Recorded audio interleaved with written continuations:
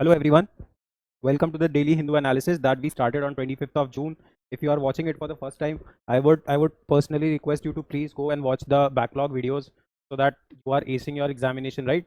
If you are preparing for the CLAT examination, this session will be extremely important for your passages that you encounter in your English and critical reasoning section, right? This will be important, like this will have direct importance in your GK sections, and questions that you face in your legal reasoning which will revolve around current affairs can also be solved by just watching and following this series, right? If you are preparing for CUET, the session becomes important for your paper 3, wherein static GK and current affairs are directly mentioned as part of your syllabus. Third, if you are preparing for any of those integrated programs in management which are called as IPMAT, where there is a significant role of personal interviews. So your personal interviews shall revolve around your personality and also the current events happening around you. So your newspaper becomes extremely important in that scenario also. Without wasting any time, let us check the newspaper for today. So the first news is about file affidavit in 7 days or apologize. Election Commission says to Rahul Gandhi. Very simple, extremely simple.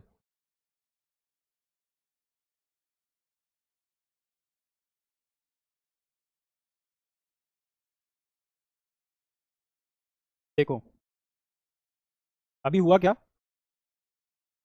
Rahul Gandhi ji ने जो कर्नाटका की state assembly elections हुए थे, है ना, यहाँ के elections में कुछ डिस्क्रिपेंसीज पाई, even certain Lok Sabha seats also. तो इसके लिए इन्होंने, है ना, एक he called a press conference where he tried to tell कि जो हमारा इलेक्टोरल रोल है, इलेक्टोरल रोल मतलब उन लोगों की list who are eligible to vote, eligible to vote.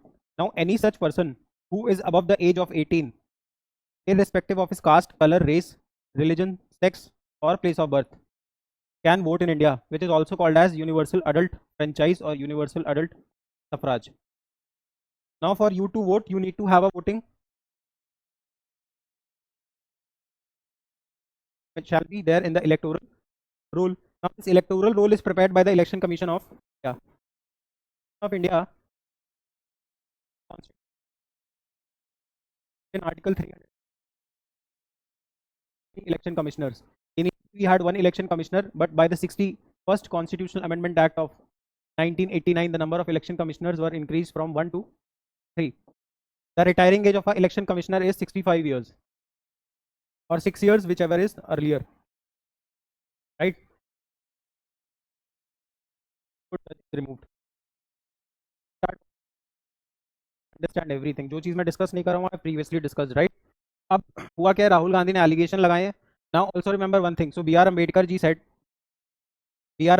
said, for a vibrant democracy to exist. Now democracy comes from two words, demos and cracy. Demos means people and cracy means power. So when the power is in the hands of people, it is called as democracy. So B.R. Ambedkar ji said that for a vibrant democracy to exist in our country, 4 organizations have to work in a very transparent and smooth manner. First was your Supreme Court, which is mentioned in Article 124 of the Indian Constitution. Second is your CAG, which is mentioned under Article 148 of the Indian Constitution. It sees the balance sheet of the country accounts, right? Then we have the UPSC, the Central Recruiting Agencies for All India Services like IS and IFS, right? IPS also mentioned in Article 315. And then fourth is your Election Commission, which is mentioned in Article 324. Now when Rahul Gandhi ji is let's say questioning the electoral process of the country, he is indirectly questioning the a constitutional institution is coming into by the President of India, and the President shall act on the aid and advice of the Council of Ministers, which is written in Article 170. Anything and everything that I'm writing here becomes extremely important for your examination. तो फिलहाल news ये है कि जो आपके commissioner है Gyanesh Kumar ji, also remember your election commission was established on 28th of January 25th of January 1950. So we are completing 75 years of election commission, hence it becomes important for this year examination. So the first election commissioner of India was Sukumar Sen. The first election commissioner of India. Then the second election, like the current election commissioner of India is Gyanesh Kumar ji. इन्होंने ये statement दिया, Gyanesh Kumar, right? Remember the current, remember the first, and also remember that is why 25th of January is celebrated as national voters day. हमें sensation नहीं पढ़ना है, फिलहाल ये बोला है इलेक्शन कमीशन ने कि एफिडेविट पे राहुल जी को ये चीज़ें देनी चाहिए, है ना, बट देंगे नहीं कि अब उस प्रेस कॉन्फ्रेंस में नहीं जाते। उस प्रेस कॉन्फ्रेंस में जो जो आपके अनुराग ठाकुर जी है ना, he is a politician from BJP, he has also question certain Congress constituencies की कांग्रेस ने भी ये सब चीज़ें की हैं, तो उस पर ज्ञानेश कुमार जी ने कुछ नहीं बोला। But we don't have to remember all of that, just remember, make sure that you are reading this from A to C, you are reading and understanding and learning everything from A to here. Also remember that initially the voting age in India was 21, which was reduced to 18 by the 61st Constitutional Amendment Act of 1989. So both of these changes are through the 61st Constitutional Amendment Act. So that is it. It is sufficient for us to understand this article. अब ये देखिए, ये भी वही है, vote have tramped BJP is winning by false means. तो इसमें भी कई चीजें पढ़नी है तो मैंने अभी आपको पढ़ाई है, ज्ञानेश कुमार का नाम याद रखेंगे, एंड दैट इज इट।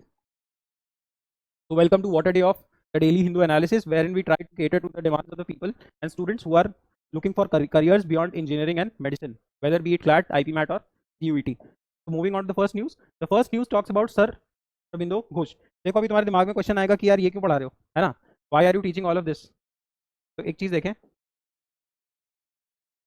अभी 15 अगस्त को अरबिंदो घोष जी का बर्थडे था, and why is he in news, because हमारे प्राइम मिनिस्टर ने अपनी स्पीच में इनका नाम लिया, and he paid homage to him.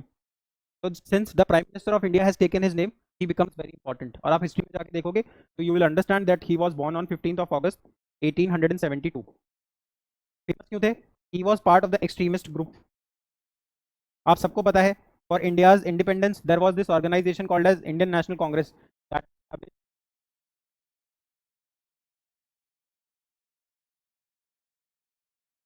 Back then Lord Dufferin उस टाइम पे वाइसरॉय थे जब कांग्रेस स्टैब्लिश हुई थी। It had 72 delegates.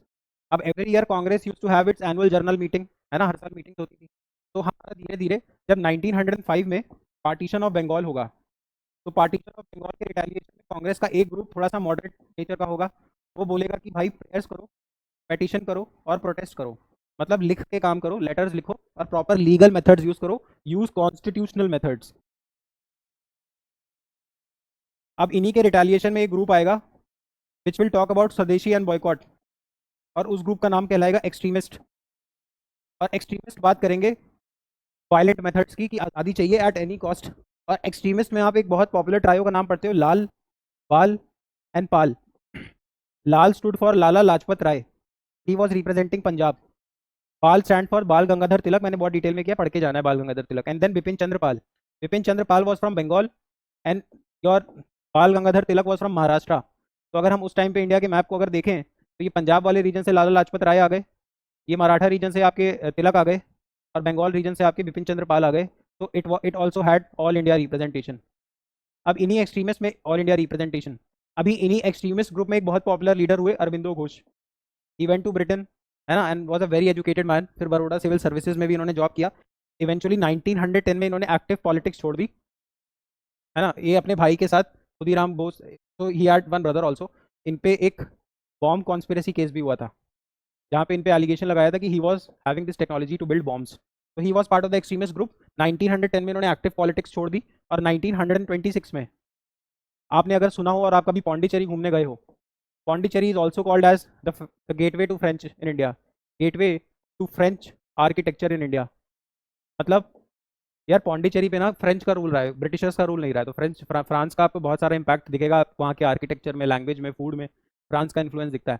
तो पौंडीचेरी में उन्होंने 1926 में एक आश्रम खोला था which is called as Aurobindo Ashram. तो anybody who goes and visits Pondicherry, वो औरबिंदो आश्रम जाते ही हैं, वेरी पॉपुलर। फिलहाल आपको इतनी इन्फॉर्मेशन याद रखनी चाहिए अरबिंदो घोष से, which would be sufficient for your examination. बाकी सब्जेक्ट्स भी पढ़ने होते हैं और रोज न्यूज़पेपर पढ़ना होता है, हम बहुत डिटेल में रोज नहीं पढ़ सकते। But in case you want a very detailed explanation, you should install our app which is available both on Play Store and App Store. Play Store का लिंक आपको नीचे डिस्क्रिप्शन में मिलेगा, ऐप स्टोर के लिए भी आपको लिंक मिलेगा, बट वो माई इंस्टीट्यूट नाम के लिंक पे लेके जाएगा। जब आप माई इंस्टीट्यूट पे पहुंचेंगे, वहां पे you would be asked this code called as organisation code. The organisation code is Eravu, ERAVU, Eravu, right. वहां पे आप ये PDF भी ले सकते हो। Also if you find any difficulty, you can take the PDF from a Telegram group also, and soon we will be launching a WhatsApp channel, जहां से आप ये PDFs को डायरेक्टली एक्सेस कर सकते हैं। चलिए, तो now now let us talk about the second issue. चलिए, ये क्या है? अटीगा जॉइंट कमेटी। पहले इस चीज़ को थोड़ा सा समझो।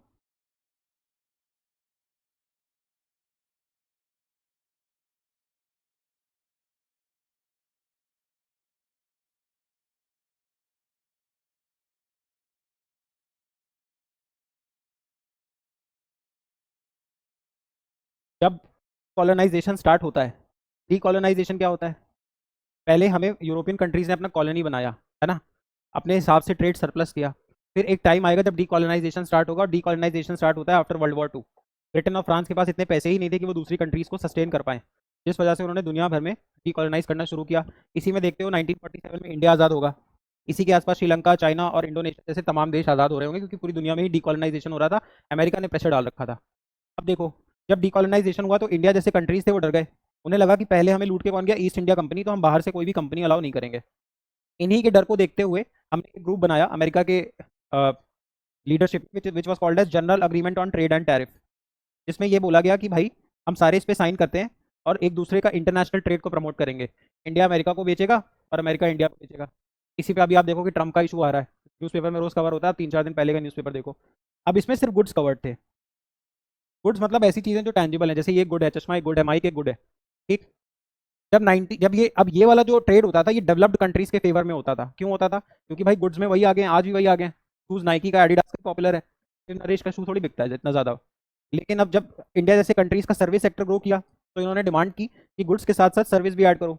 इसलिए गैट को रिप्लेस करके बना दिया गया WTO, World Trade Organization, in the year 1995, headquartered at Geneva, which is in Switzerland. अब दुनिया में ट्रेड कराने के लिए WTO रिस्पॉन्सिबल होता है, WTO कुछ रूल्स बनाता है। इसी को देखते हुए उसने बहुत सारे अग्रीमेंट्स बना रखे हैं। अब इंडिया ने यहाँ पे 10 कंट्रीज हैं, कितने कंट्रीज हैं? 10।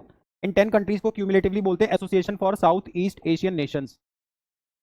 अब ये देखो, ये हो गया नॉर्थ, ये हो गया साउथ, ये हो गया वेस्ट, ये हो गया ईस्ट। अब ये वाले कंट्रीज जो हैं वो किस डायरेक्शन में है?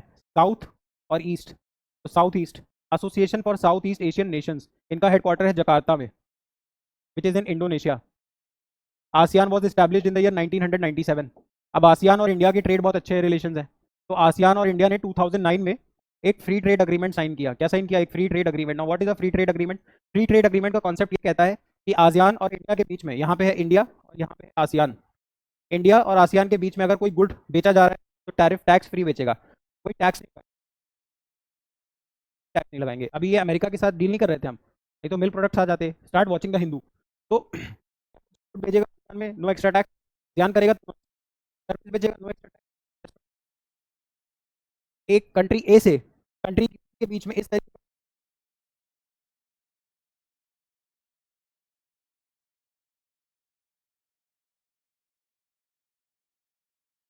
साइन कर रखा है, इसकी 10th मीटिंग थी, है ना, वो न्यूज़ में है। आप याद रखो what is a free trade agreement. India has signed a free trade agreement with ASEAN, India has also signed a free trade agreement with Japan. तो इंडिया ने एक जापान के साथ भी फ्री ट्रेड कर रखा है, हमने साउथ कोरिया के साथ कर रखा है फ्री ट्रेड अग्रीमेंट, हमने आसियान के साथ कर रखा है, और हमने रिसेंटली, अगर आप हिंदू फॉलो करते हैं तो मैंने बताया था, हमने रिसेंटली यूके के साथ भी एक फ्री ट्रेड अग्रीमेंट साइन कर लिया है, और ऑस्ट्रेलिया के साथ जल्दी ही करने ले हैं। इंपॉर्टेंट हो जाएगा गैट, इंपॉर्टेंट हो जाएगा WTO, इंपॉर्टेंट हो जाएगा आसियान के 10 कंट्रीज, इंपॉर्टेंट हो जाएगा आसियान का हेडक्वार्टर, इंपॉर्टेंट हो जाएगा आसियान का एस्टैब्लिशमेंट, है ना। और इसके बाद ईस्ट एशिया समिट जैसे बहुत सारी न्यूज़ होती है, वो हम कभी आगे कवर करते रहेंगे, जिसमें इंडिया और आसियान जैसे मल्टीपल कंट्रीज आके साथ में मीटिंग करते हैं। चलो, तो इसको आप पढ़ लोगे, इस सब कमेटी वगैरह याद करने की ज़रूरत बिल्कुल भी नहीं है। तो the next news is about Arctic reindeer. अब ये नई स्टडी आ रही है। पहले तो ये समझो आर्कटिक, आर्कटिक क्या है, आर्कटिक क्या है, दुनिया में आर्कटिक क्या है।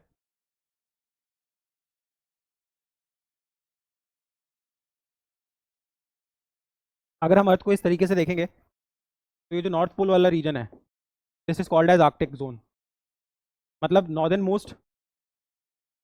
मोस्ट ग्लेशियल बोल सकते हो, या आइस फॉर्म बोल सकते हो, यहाँ पे बर्फ ही बर्फ है, it is called as North Pole वाले रीजन को बोलते हैं आपका आर्कटिक जोन। अब यहाँ पे बहुत सारे कंट्रीज होंगे, तो there are 8 such countries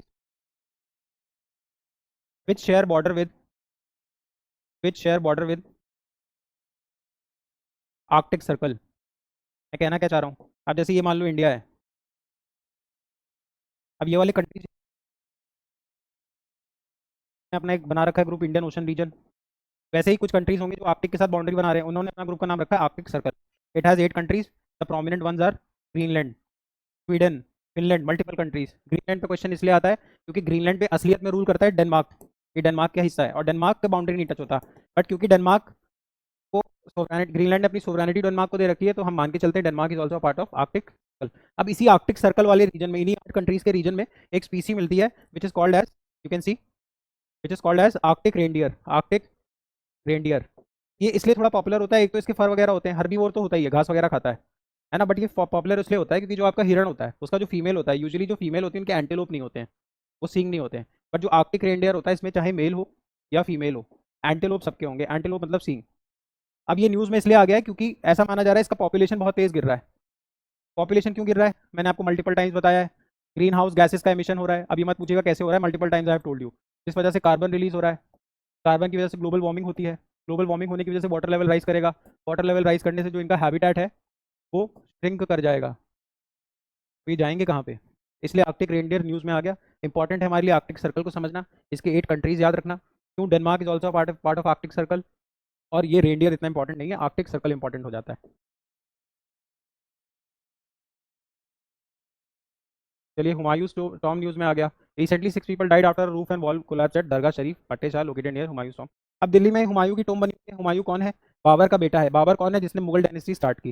Humayun इसलिए न्यूज़ में आ जाता है क्योंकि हुमायूं कुछ टाइम तक रूल कर पाता है, उसके बाद हुमायूं को शेर शाह सूरी हरा देता है, जिस वजह से हुमायूं को ईरान भागना पड़ता है, और हुमायूं वापस आके बैटल ऑफ चौसा लड़ता है, जिसमें वो वापस शेर शाह सूरी को हराता है और मुगल एम्पायर को वापस से रीस्टैब्लिश करता है। बट एक चीज़ याद रखें, क्योंकि हम ये जानते हैं गवर्नमेंट ऑफ इंडिया धीरे धीरे मुगल के जो चैप्टर्स हैं उनको डिलीट कर रही है, तो मेरा ये प्रजम्पशन है मुगल हिस्ट्री को आप कम पढ़िए, थोड़ा थोड़ा सा ऑब्जेक्टिव रहिए।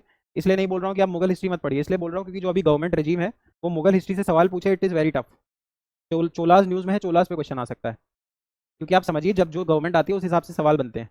तो हुमायूं पे क्वेश्चन पूछना इज वेरी डिफिकल्ट, पूछ ले तो आप मेरी सर मत पकड़ने आइएगा, बट उस चीज़ के पीछे की साइकी समझिए। गवर्नमेंट खुद एनसीईआरटी के चैप्टर से अब मुगल हिस्ट्री कम कर रही है, तो जब तक XYZ गवर्नमेंट हेल्प में है, मुगल हिस्ट्री से क्वेश्चन आने के चांसेस बहुत कम है। इसलिए हम बहुत डिटेल में हुमायूं नहीं पढ़ेंगे। हुमायूं टोम इसलिए न्यूज़ में आ गया, 6 लोगों की मौत हो गई, एक छत गिर गई, तो हमें हुमायूं का बेसिक पता होना चाहिए कि हुमायूं के फादर थे Babur, Babur started the Mughal empire. Humayun बीच में पर्जिया भाग गया था, बैटल ऑफ चौसा में उसने शेरशाह सूरी को हराया, और उसके बाद मुगल रूल को वापस स्टैब्लिश किया, और हुमायूं का बेटा था द ग्रेट अकबर। किताबों में लिखा होता है, मैं इसलिए बोल रहा हूँ, बाकी चले। Not important for exam, bio active peptides, ये पढ़ने की जरूरत नहीं है। बाकी that is it. I hope you enjoyed the session for today. You enjoyed today's session. In case you are preparing for CLAT CUT or IP MAT, and in case you are liking these videos, you should please share, subscribe, and like share it with the people who might need it. And also, if you have any such query, you can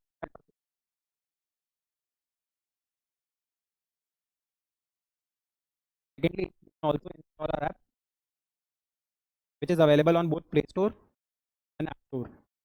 App Store में organize है ना, for any such update on like all of these examinations, you should please subscribe to our channel, and hopefully I'll see you tomorrow. In case you are genuinely liking it, do like it, do share it.